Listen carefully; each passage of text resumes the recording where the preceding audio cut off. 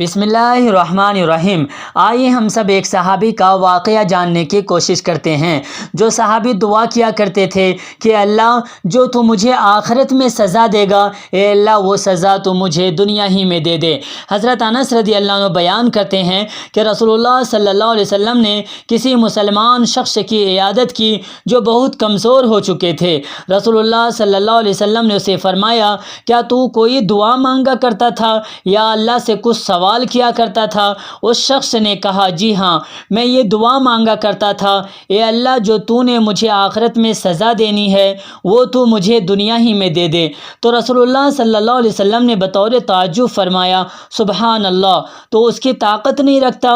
تو نے یہ دعا کیوں نہیں کی؟ ربنا آتنا فی الدنیا حسنۃ وفی الآخرۃ حسنۃ وقنا عذاب النار۔ اے اللہ ہمیں دنیا میں بھی بھلائی عطا فرما اور آخرت میں بھی بھلائی عطا فرما اور ہمیں جہنم کی آگ سے بچا۔ پس آپ نے اس کے لیے اللہ سے دعا کی تو اللہ نے اس کو شفا دے دی۔ کتاب دیکھیے صحیح مسلم۔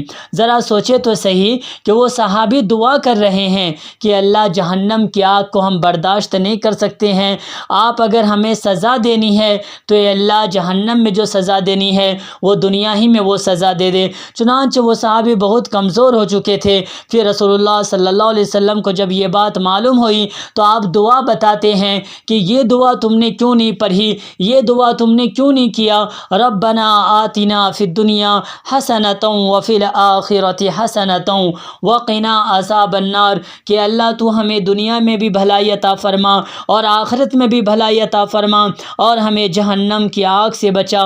پھر اللہ کے نبی اس صحابی کے لیے دعا کرتے ہیں تو اسے شفا مل جاتی ہے۔ تو کتنے بہترین صحابی تھے جو جہنم کو یاد رکھا کرتے تھے، جنت کو یاد رکھا کرتے تھے، اللہ اس کے رسول کے مطابق زندگی گزارا کرتے تھے۔